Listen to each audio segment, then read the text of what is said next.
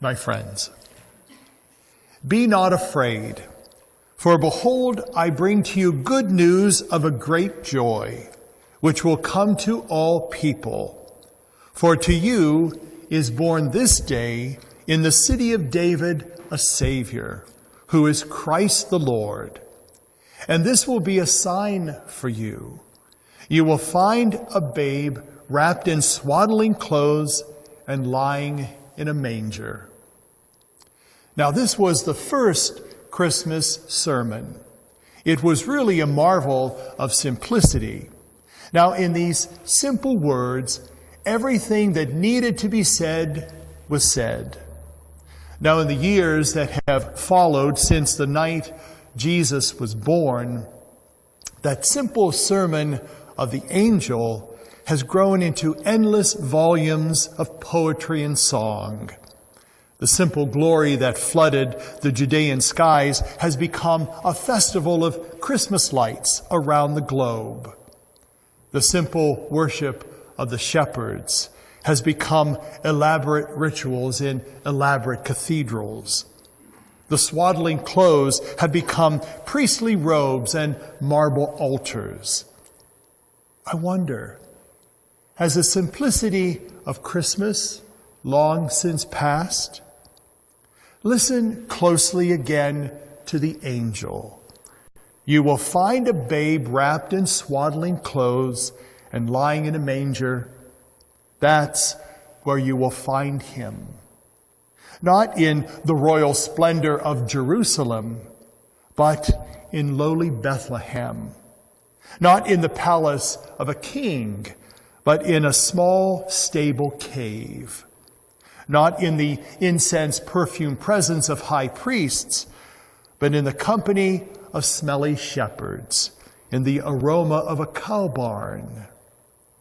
You see, Christmas is a simple wonder, and its message comes in simple words, and that's what makes it wonder-filled. I submit to you that when we lose the wonder and the simplicity of this holy season, we lose it because we look for things in the wrong places. We seek its wonder in Christmas lights. We forget the simple manger and the simple swaddling clothes.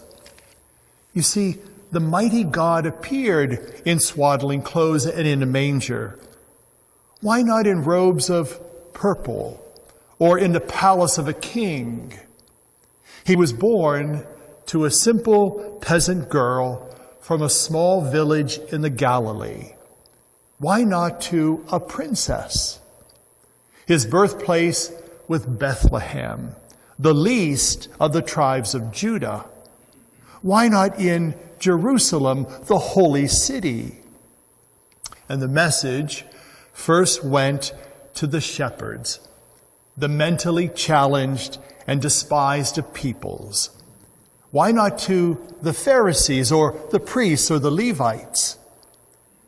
The way God did things to bring about our salvation is not the way that we would have done things.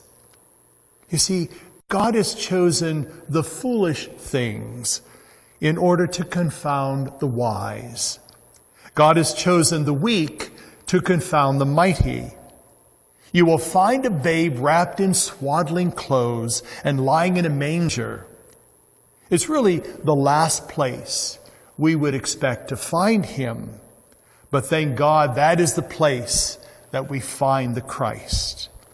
And if we want a simply wonderful Christmas, that's still where we will find him. Among the lowly, the poor, the humble, the oppressed, the homeless, the burdened, and the bored. The joy of Christmas is not determined by the extravaganza that we can do or stage. It does not depend on the state of our health or wealth. Christmas is a simple wonder in simple ways, by the simple sharing of the love we see in the God who first loved us. And you will find a babe wrapped in swaddling clothes and lying in a manger. That's how it happened. Just that simple. A child was born, and a simple miracle took place. A miracle that transformed you and me and this entire world. It's a simple wonder in simple words.